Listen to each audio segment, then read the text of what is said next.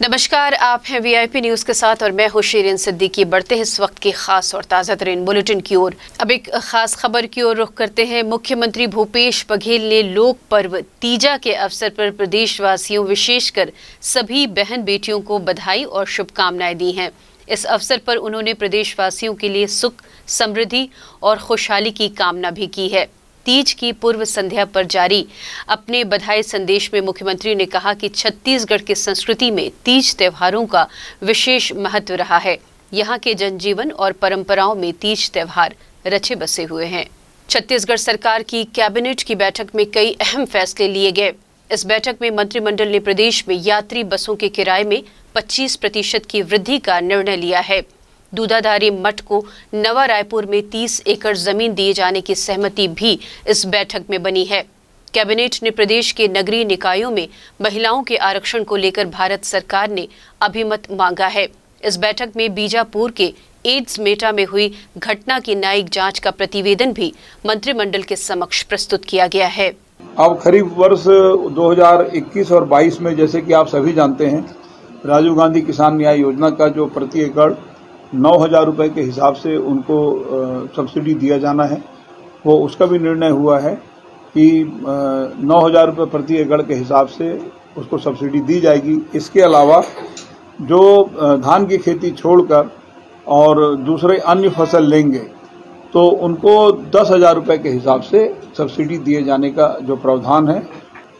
और छत्तीसगढ़ में जो महिला कोष से ऋण प्राप्त महिला जो स्वयं सहायता समूह को जो ऋण के बारे में कल घोषणा की, उसमें तीजा बोरा के दिन घोषणा की गई थी, तो उसमें जो डिफ़ॉल्ट है, जो जिसके कारण आगे का ऋण उनको प्राप्त नहीं हो रहा है, उनके काम में अंतर आ गया है, काम पूरा नहीं कर पा रहे हैं, तो ऐसी जो समस्त समितियों का जो ऋण था, जो डिफ़ॉल्ट था, तो उसको ऋण माफ़ी करने के लिए भी आज सहमति बनी है। छत्तीसगढ़ संस्कृति परिषद के गठन के बारे में भी सहमति बनी है। छत्तीसगढ़ फिल्म नीति भी 2021 बनी है। नीति का भी निर्धारण किया जा चुका है। अंतर्राज्यीय बस स्टैंड के बारे में जो 30 एकड़ जमीन जो बालाजी ट्रस्ट, बालाजी स्वामी श्री दूधाधारी मठ रायपुर को 30 एकड़ जमीन दिया जाना था, तो नया रायपुर में 30 एकड़ जमीन उनको दिए जाने की भी सहमति बन गई है। इसके लिए लगभग 18.68 करोड़ रुपए जो है नगरीय प्रशासन विभाग नवा रायपुर अटल नगर विकास प्राधिकरण को उपलब्ध आगे चल के कराएगा। अगले खबर की ओर रुख करते हैं। मुख्यमंत्री भूपेश बघेल ने आज अपने निवास कार्यालय में आयोजित राशि अंतरण के वर्चुअल कार्यक्रम में गोधन न्याय योजना के तहत पशुपालक किसानों, गौठान समितियों और महिला स्व सहायता समूहों को 5 करोड़ 33 लाख रुपए की राशि ऑनलाइन जारी की है। गोधन न्याय योजना के बहुउद्देशीय परिणामों ने संसद की स्थायी कृषि समिति को बेहद प्रभावित किया है। गोधन न्याय योजना के अध्ययन और भ्रमण के लिए संसद की स्थायी कृषि समिति के सदस्य छत्तीसगढ़ के 2 दिवसीय दौरे पर रायपुर पहुंचे हैं। समिति के अध्यक्ष पी गड्डी गौडर के नेतृत्व में सभी सदस्यों ने मुख्यमंत्री भूपेश बघेल से उनके निवास कार्यालय में मुलाकात की। समिति ने छत्तीसगढ़ सरकार की गोधन न्याय योजना से लेकर खेती किसानी को बेहतर बनाने के लिए छत्तीसगढ़ सरकार द्वारा चलाई जा रही राजीव गांधी और किसान न्याय योजना, वनोपज संग्रहण जैसे मसलों पर मुख्यमंत्री भूपेश बघेल से विस्तार से चर्चा की।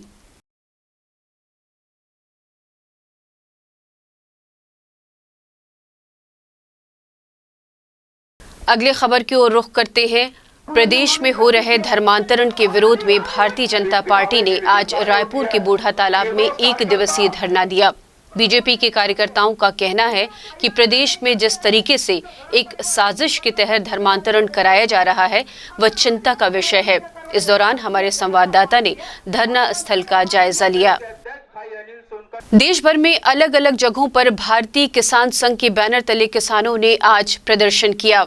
वहीं राजधानी रायपुर के बूढ़ा तालाब में किसानों ने धरना देकर प्रधानमंत्री और मुख्यमंत्री के नाम ज्ञापन भी सौंपा। इस दौरान उपस्थित किसानों का कहना है कि उपज की लागत के आधार पर रेट तय होना चाहिए। वर्तमान में अल्प वर्षा को देखते हुए बिजली कटौती को बंद कर पर्याप्त मात्रा में किसानों को बिजली उपलब्ध कराई जानी चाहिए। साथ ही जिस तरीके से नकली बीज बेचे जा रहे हैं, उस पर भी रोक लगनी चाहिए। भारतीय किसान संघ पूरे देश भर में सभी जिन्सों का लागत के आधार पर लाभकारी मूल्य चाहिए, ऐसे केंद्र सरकार से मांग है। मांग पूरी नहीं होने की स्थिति में आगे की जो हमारे केंद्रीय नेतृत्व है वह तय करेंगे कि चक्का जाम करेंगे, कि रास्ता घेरेंगे, कि देश बंद करेंगे।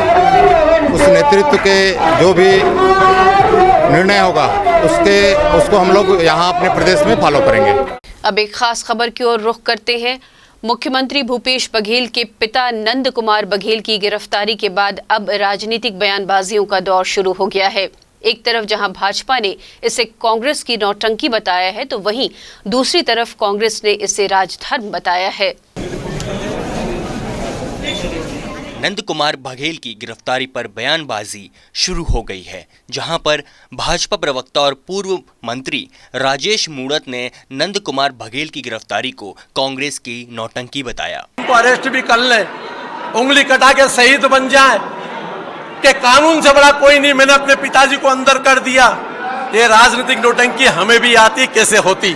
निश्चित रूप से सोनिया जी के दबाव में हो रहा है। उत्तर प्रदेश का चुनाव है, वोट को साधने की राजनीति है, इसलिए उत्तर प्रदेश में जाके उनके पिताजी ने जो शब्दों का प्रयोग किया एक समाज के लिए, भारतीय जनता पार्टी उसकी निंदा करती है। कहीं उत्तर प्रदेश की सरकार उसको गिरफ्तार न कर ले, इसलिए छत्तीसगढ़ की सरकार ने अपना जाल बिछाया। वहीं कांग्रेस की तरफ से भी बयान आया है, जहां प्रदेश कांग्रेस संचार विभाग के अध्यक्ष शैलेश नितिन त्रिवेदी ने गिरफ्तारी को मुख्यमंत्री का राजधर्म बताया।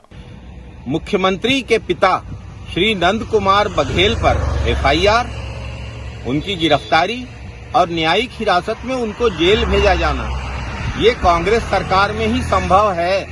मुख्यमंत्री भूपेश बघेल ने राजधर्म का पालन किया है। इस पर सवाल उठाने वाली भाजपा बताए कि ऐसा ही राजधर्म का पालन करने से भाजपा के मुख्यमंत्री रमन सिंह को किसने रोका था? क्यों नहीं अभिषेक सिंह के विदेशी मामलों में उन्होंने एफआईआर दर्ज की? उन्होंने क्यों नहीं अपने दामाद पुनीत गुप्ता के डीकेएस घोटाले पे कोई कार्यवाही की?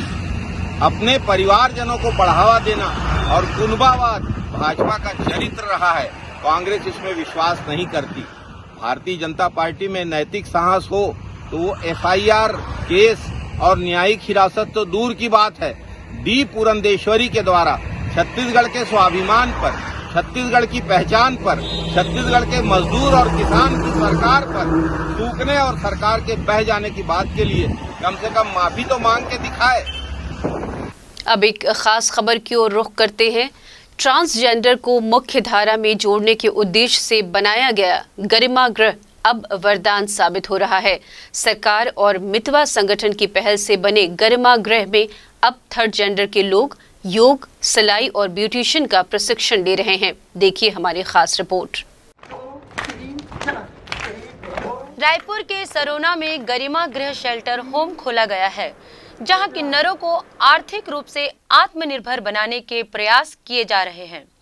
इन्हें सरकारी नौकरियों के लिए भी तैयार किया जा रहा है। गरिमा गृह की संचालिका विद्या राजपूत ने वीआईपी न्यूज को बताया। गरिमा गृह शेल्टर होम की शुरुआत 1 अप्रैल 2021 से शुरू हुई है, जो सरोना रायपुर में स्थित है, जिसमें लगभग अभी निराश्रित और निर्धन और घरेलू हिंसा से प्रताड़ित तृतीय लिंग के व्यक्ति रहते हैं। लगभग अभी 19 लोग इस गरिमा गृह में निवासरत हैं, जो अलग अलग ट्रेड पे अपनी ट्रेनिंग ले रहे हैं, अपनी शिक्षा पूरी कर रहे हैं। और ये कम्युनिटी के खुद का अपना घर है, जहाँ पे रह के सुरक्षित रह के अपना विकास कर सकते हैं। जिस उद्देश्य से गरिमा गृह को सरकार और मितवा संगठन ने बनवाया था, उस मकसद पर यह संस्था खरी उतरती नजर आ रही है। यहाँ प्रशिक्षण प्राप्त कर चुके थर्ड जेंडर समुदाय के कई सदस्य आर्थिक रूप से आत्मनिर्भर होकर अब अपना जीवन बेहतर ढंग से बिता रहे हैं। सरकार की पहल से बनी गरिमा गृह अब थर्ड जेंडरों के लिए वरदान साबित हो रही है। कई प्रशिक्षण प्राप्त थर्ड जेंडर अब अपनी जीवन यापन बहुत बेहतर तरीके से कर पा रहे हैं। वीडियो जर्नलिस्ट होरीलाल साहू के साथ मैं Koman Sahu, VIP news Raipur. Bijapur police को बड़ी सफलता मिली है। बीते दिनों आईईडी विस्फोट की घटना में शामिल 3 माओवादियों को गिरफ्तार किया गया है। नक्सल विरोधी अभियान के दौरान बासागुड़ा थाना के मुरदंडा पटेलपारा से 3 माओवादी कुंजाम सुन्ना, कड़ती भीमा और कड़ती सीला को गिरफ्तार किया गया है। इस दौरान नक्सलियों द्वारा निर्मित स्मारक को भी ध्वस्त किया गया। धर्मांतरण के विरोध में आज भाजपा ने पुरानी बस्ती थाने का घेराव किया, जहां पूर्व मंत्री राजेश मूणत ने सरकार पर तीखा हमला बोला। मूणत ने कहा है कि छत्तीसगढ़ में सरकार के संरक्षण में धर्मांतरण हो रहा है और जब तक दोषियों पर न्यायिक कार्रवाई नहीं होती तब तक भाजपा चैन से नहीं बैठेगी। वाले लोगों के खिलाफ में जो शिकायतें दी गई थी वो शिकायत सही पाई गई और टीआई ने उसको विवेचना में लेकर के उन लोगों को वहाँ थाने में बुलाया और पूछताछ की। और पूछताछ करते समय भाजपा के कार्यकर्ता जिन लोगों ने पहले शिकायत की थी उनको भी बुलाया।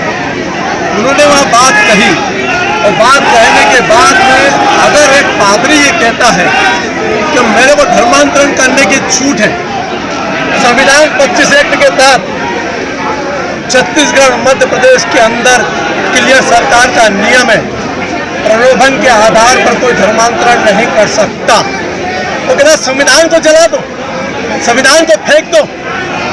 अरे जब टीआई को सस्पेंड कर दिया, एसपी का ट्रांसफर करने की बात करते हो और वो छत्तीसगढ़ के अंदर वो राष्ट्र विरोधी बात करता है, संविधान को जलाने की बात करता है और प्रशासन उसको पकड़ नहीं पाता, उसके खिलाफ में एफआईआर नहीं लिख सकते, उसको लेकर के आज भाजपा के कार्यकर्ता विरोध प्रदर्शन कर रहे हैं। 2017-18 में हुए आरक्षक भर्ती प्रक्रिया का परिणाम जारी होने के बाद अब अभ्यर्थियों ने जल्द प्रतीक्षा सूची के आधार पर चयन करने के लिए सरकार से गुहार लगाई है। इसे लेकर राजधानी के बूढ़ा तालाब धरना स्थल में अभ्यर्थियों ने 1 दिवसीय धरना भी दिया। हम लोग जिला पुलिस बल प्रतीक्षा सूची 2017-18 में जो वैकेंसी निकली थी, मार्च 2021 में उसका रिजल्ट आया है, उसी में प्रतीक्षा सूची में हमको रखा गया है। हमारी मांग है कि पूरे प्रतीक्षा सूची वालों को सिलेक्शन लिस्ट जारी किया जाए, क्योंकि 2259 पदों के लिए वैकेंसी निकली थी, तो 2038 पोस्ट को ही सिलेक्शन लिस्ट जारी किया गया है। 221 पोस्ट अभी भी रिजर्व रखा गया है। 221 पद में अगर कुछ पदों की और वृद्धि कर दी जाए तो सभी वेटिंग वालों को क्लियर किया जा सकता है, चूँकि 818 पोस्ट के लिए वित्त विभाग से और परमिशन मिल चुका है और हम सभी अभ्यर्थियों का लगभग उम्र अब हो चुका है, 30-32 से ऊपर हो चुका है, तो आने वाली नई वैकेंसी में हम अप्लाई भी नहीं कर पाएंगे। हमारे लिए बहुत बड़ी कष्टदायी है। तो हम शासन से यही विनती करते हैं, भूपेश सरकार से यही विनती करते हैं कि सभी वेटिंग को जल्द से जल्द क्लियर किया जाए, क्योंकि 2007 में, 2009 में, 2012 में हर बार वेटिंग क्लियर होते आया है, तो इस बार भी उम्मीद कर रहे हैं हम कि जल्दी से वेटिंग क्लियर किया जाए। 6 महीने की अवधि पूरी हो चुकी है, अभी तक वेटिंग क्लियर नहीं हुआ है। छत्तीसगढ़ की लोक संस्कृति से जुड़ा 2 दिनों तक चलने वाला तीजा व्रत पर्व आज की रात करू भात खाने की रस्म के साथ शुरू हो गया। महिलाओं ने पति की लंबी उम्र और सफल जीवन के लिए व्रत की शुरुआत की। गौरतलब है कि इस व्रत से करू भात का सेवन किया जाता है, जिसके बाद अगले दिन महिलाएं निर्जला व्रत रखती हैं। ये व्रत चतुर्थी तक जारी रहता है। हमारा देश उत्सव धर्मी संस्कृति का देश है। अधिकांश उत्सवों, तीज त्योहारों का संबंध हमारी कृषि संस्कृति से है। नई फसल की आमद को उत्सव का रूप दिया जाता है। हाल ही में हमने हरेली और पोला का पर्व मनाया और अब हरितालिका तीज का त्योहार मना रहे हैं। हरितालिका तीज को छत्तीसगढ़ में तीजा कहते हैं। तीजा त्योहार का संबंध सुहागिनों से है, जिसमें महिलाएं पति की लंबी उम्र के लिए 24 घंटे का निर्जला व्रत रखती हैं। कल हरितालिका तीज मनाया जाएगा, लेकिन इससे पहले जो करू भात खाने की परंपरा है उसको लेकर हम कुछ लोगों से जानना चाहेंगे कि करू भात क्यों खाते हैं। उपास रहे बनना वो शुरू से बचपना से पुरखौती से चला आवा थे, वो नियम धर अपना माँ बाप मानते और बेटी मन ला लेखते तीजा पोरा दुनिया संगी जमुरिया सब ला देखाते देखता। उपास मतलब आज करू भात खाएंगे, कल उपास रहेंगे। क्यों खाते हैं, इसके पीछे कारण क्या है? कारण क्या है? कारण नियम बना है। अब वो पहले वाला नियम का है करे का पता है। अब वो नेंग निकाल दिए है, बचपना से जाना था करू भात कोई नेंग नहीं है। शुरू से हम बचपना रहे तब से हमारे माँ बाप मन आ जाए, माँ बाप तो नहीं माँ जाए माघ साथ में कल लेकर जाते करू भात खाए। करू भात खाए के नियम है, करू भात खा के उपास थे और रात के ना दूध पीते, खीरा खा के उपास ल रही थे बोल के थे। तो इनका कहना है कि तीजा पर्व के पहले दिन करू भात खाने की परंपरा है, इसलिए ये करू भात खाते हैं। कैमरामैन अमीन कुरैशी के साथ वीआईपी न्यूज से पद्मा कुलदीप। तीजा का ही हिस्सा है करू भात, क्योंकि छत्तीसगढ़ धान के लिए जाना जाता है, तो भात तो यहाँ के लोक जीवन का प्रमुख खाद्य है। इसके साथ परंपरा के तहत आहार में करेले की सब्जी ही ग्रहण की जाती है। करू भात खाने की परंपरा को लेकर आम जन में यह सवाल उठता है कि तीजा से पहले करू भात यानी करेले की सब्जी और चावल क्यों खाया जाता है। इस बारे में बात करेंगे न्यूट्रिशन डॉक्टर सारिका श्रीवास्तव से। ये व्रत वैसे तो पूरे भारतवर्ष में मनाया जाता है, परंतु ये अलग अलग नामों से ये जाना जाता है। और छत्तीसगढ़ की ये परंपरा है कि तीज के दिन के एक दिन पहले, व्रत के एक दिन पहले कड़ू भात खाया जाता है। कड़ू भात मतलब करेले की सब्जी उस दिन खाई जाती है। इस सब्जी को खाने के पीछे कुछ साइंटिफिक रीजन भी होते हैं। वैसे तो हम करेले की सब्जी का नाम सुनकर सब कोई नाक भोग गोड़ने लगते हैं, परंतु करेला अपने पौष्टिक गुणों से भरपूर होता है। उसमें कई ऐसे पौष्टिक तत्व पाए जाते हैं, जैसे कि इसमें विटामिन सी पाया जाता है, जिंक पाया जाता है, मैग्नीशियम पाया जाता है, और मैग्नीशियम के अलावा इसमें कई ऐसे एंटीऑक्सीडेंट्स पाए जाते हैं जो कि हमारी हेल्थ के लिए बहुत ही बेनिफिशियल होते हैं। और करेला खाने का सबसे बड़ा जो एक रीजन होता है इस समय, क्योंकि यह हमारे ब्लड शुगर लेवल को कंट्रोल करने का काम करता है। वीआईपी न्यूज में फिलहाल वक्त हो चुका है एक छोटे से ब्रेक का। कुछ और खास खबरों के साथ जल्द वापस आते हैं।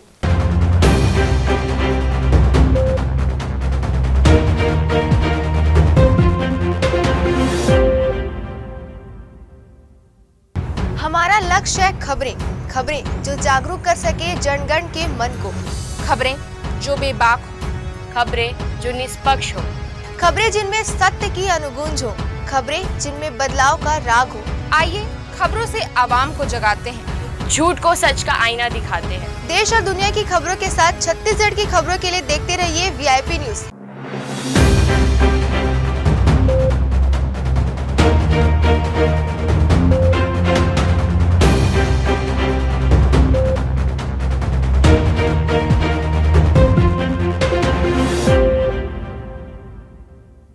ब्रेक के बाद एक बार फिर आपका स्वागत है। आइए देखते हैं खास कार्यक्रम सुभाष की बात। छत्तीसगढ़ को प्रकृति ने अपार खनिज संपदा और वन संपदा दी है। जहाँ पर खनिज संपदा और वन संपदा होती है, निश्चित रूप से उसके अनाप शनाप दोहन की संभावनाएं भी रहती है। छत्तीसगढ़ इससे अछूता नहीं है। और छत्तीसगढ़ के बारे में कहा जाता है कि अमीर धरती के गरीब लोग। दरअसल छत्तीसगढ़ में ऐसी कोई खनिज संपदा नहीं है जो ना हो। यहाँ के पायली खंड जो मैनपुर के पास है, वहाँ पर हीरे की उस तरह के किम्बरलाइट पाइप मिले हैं जो कि दुनिया में सर्वश्रेष्ठ है। और जब ये खनिज संपदा से भरा है तो निश्चित रूप से यहाँ के बहुत सारे लोगों की नज़र खनिज संपदा और वन संपदा पे होती है। छत्तीसगढ़ के बारे में कहा जाता है कि बहुत सारे लोग जो यहाँ खाली हाथ आए थे, आज आदिवासी अंचल में जहाँ पे वन संपदा है, खनिज संपदा है, वो करोड़ों के मालिक हो गए। डिस्ट्रिक्ट माइनिंग फंड, ये फंड को लेकर छत्तीसगढ़ में बहुत राजनीति है। अभी हाल ही में केंद्र सरकार के निर्देश पर छत्तीसगढ़ सरकार को, जो उन्होंने अपने प्रभारी मंत्रियों को उस जिले की डीएमएफ फंड की जो परिषद है उसका जो अध्यक्ष बना रखा था, उन्हें हटाना पड़ा और फिर से एक बार कलेक्टरों को इसका अध्यक्ष बनाया गया है। जिला पंचायत के जो सीईओ हैं उनको इसका पदेन सचिव बनाया गया है। हर जिले में जहाँ पर भी खनिज संपदा है वहाँ पे डीएमएफ फंड जो है उसका जिम्मा अब कलेक्टरों के पास रहेगा। प्रभारी मंत्री तो अलग हो गए, सांसद जरूर उसमें सदस्य रहेंगे। आज ही 267 करोड़ रुपए की स्वीकृति दी गई है उन कामों के लिए जिससे कि खनिज क्षेत्र का विकास हो सके, जिसमें नए खनिज क्षेत्रों की खोज की जा सके। एक तरफ खनिज विकास निधि की बात हो रही है जिसका केवल 5% जो खनिज से मिलता है उसकी राशि खनिज विकास निधि के माध्यम से खर्च की जा रही है। तो आप ये समझ सकते हैं कि छत्तीसगढ़ में यदि 5% राशि 267 करोड़ रुपए से अधिक है तो पूरी राशि खनिज से कितनी एकत्र होती होगी। और जिन जिलों में डीएमएफ फंड है वहाँ पर पहले इसके गलत इस्तेमाल की बहुत सारी शिकायतें हुई है और ऐसे काम हुए हैं जो नहीं होने चाहिए थे।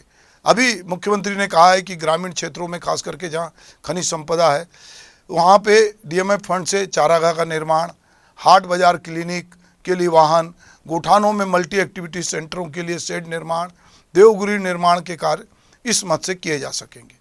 जिला खनिज न्यास मद यानी डीएमएफ से हुई गड़बड़ियों को लेकर राज्य का जो ईओडब्ल्यू है वह भी बहुत सारी जांच कर रहा है। खास करके दंतेवाड़ा जैसे ज़िले में जब करोड़ों की गड़बड़ी हुई तो उसकी अलग से अनुगूंज हुई, विधानसभा में भी ये मामला उठा।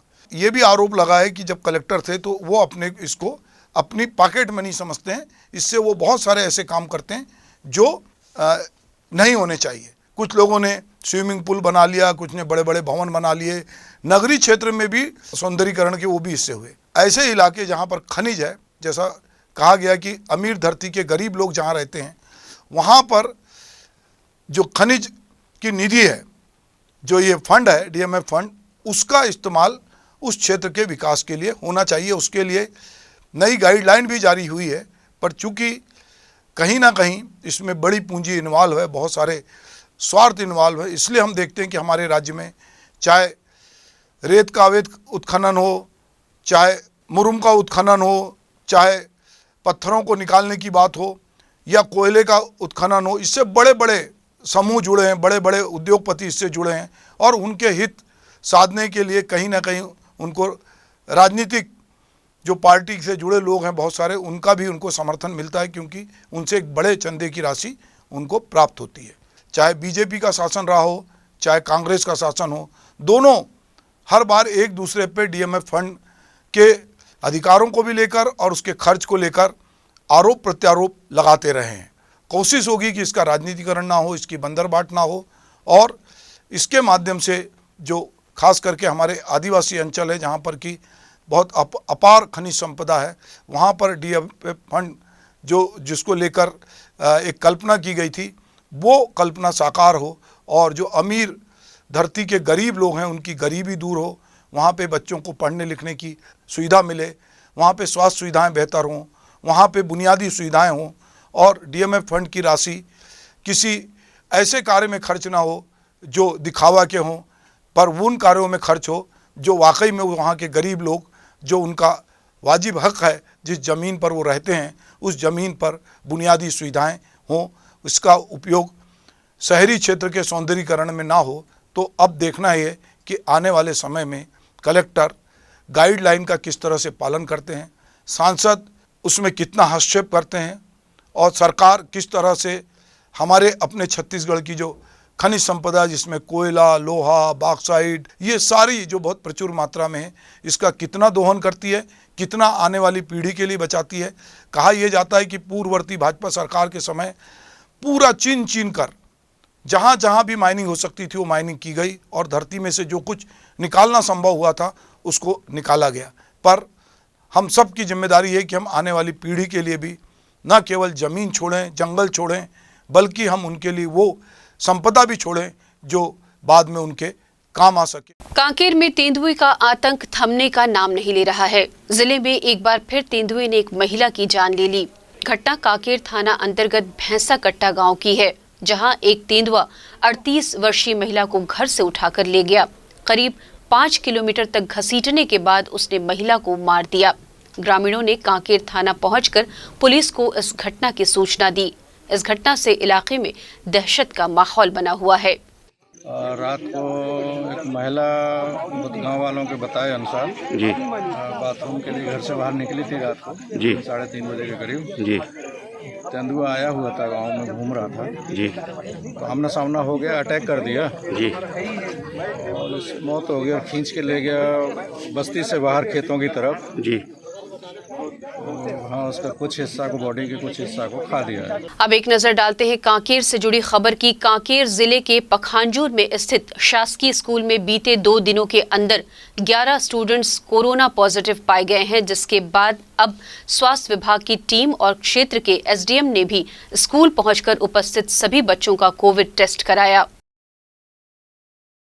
पिछले दिनों गरियाबंद के बोरिद चौक में हत्या की घटना को अंजाम देने वाले फरार आरोपी श्रीहरि राजवंशी को पुलिस ने गिरफ्तार कर लिया है।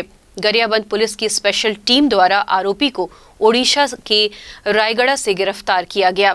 इस हत्या में 4 आरोपी शामिल थे, जिसमें से 3 आरोपी की गिरफ्तारी पहले हो चुकी थी, जबकि 1 आरोपी फरार था, जिसके ऊपर पुलिस अधीक्षक ने 5,000 का इनाम भी रखा था। कड़ी मशक्कत के बाद आखिरकार स्पेशल टीम को सफलता मिल गई। प्रकरण में संलिप्त 3 आरोपियों को पहले ही जेल भेजा जा चुका है। जशपुर को पर्यटन जिला घोषित करने और भ्रष्टाचार के मामले में दोषियों को जेल भेजने की मांग करते हुए जनजातीय सुरक्षा मंच के बैनर तले जिले भर से सैकड़ों की संख्या में आदिवासी समुदाय के लोग जिला मुख्यालय पहुंचे और रैली निकाली, जहां उन्होंने जिले में चल रही उद्योग स्थापना की सुगबुगाहट के विरोध में जमकर नारेबाजी की। रैली में शामिल होने के लिए जिले भर से महिला और पुरुष सुबह से ही जनजातीय सुरक्षा मंच के बांकी टोली स्थित मुख्यालय में जुटने लगे थे।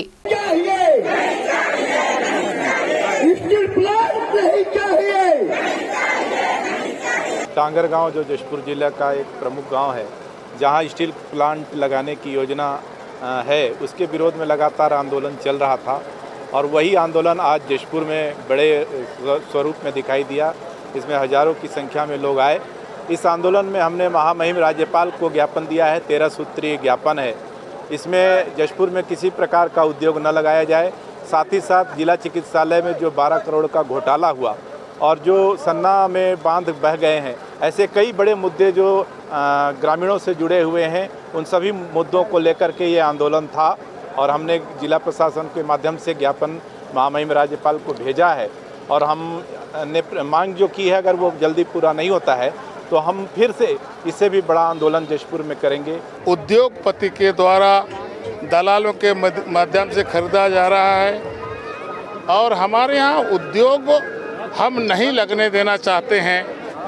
इस विषय पर हम लोगों ने उनको लिखित में सूचना दी थी और ये भी लिखा था कि अगर इतने दिन के अंदर कार्रवाई नहीं होगी तो हम 1 दिवसीय धरने पर बैठेंगे।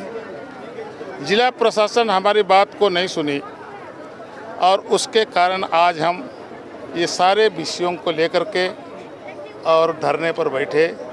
पूरे जशपुर से कई हजार लोग इस धरना में बैठने के लिए आए थे और आज हम लोगों ने कहा है कि इतने लोगों के उपस्थिति के बाद भी जिला प्रशासन और छत्तीसगढ़ सरकार अगर कार्रवाई नहीं करती है तो इससे हम 10 गुना ज़्यादा लोग आएंगे और हम शांतिपूर्वक ढंग से हम फिर से धरना देंगे और जब तक हमारी मांग पूरी नहीं होगी तब तक ये धरना लगातार हम चलाते रहे। जांच समितियों के माध्यम से जांच भी हुआ है और जैसे स्वास्थ्य विभाग में जांच कमेटी के प्रतिवेदन के आधार पर शासन को भेजा गया था और सिविल सर्जन निलंबित हुए हैं, कर्मचारी भी निलंबित हुए हैं। उसी प्रकार से जो डूमरकोना डैम की बात है उसमें भी इंजीनियर्स की कमेटी बनी है, अभी तक जांच रिपोर्ट नहीं आया है। इस कहीं पर भी यदि शिकायत आ रही तो सक्षम कार्रवाई हो रही है। वीआईपी न्यूज़ बुलेटिन में फिलहाल के लिए इतना ही, लेकिन देश दुनिया की बाकी खबरों के लिए आप बने रहिए वीआईपी न्यूज़ के साथ। नमस्कार।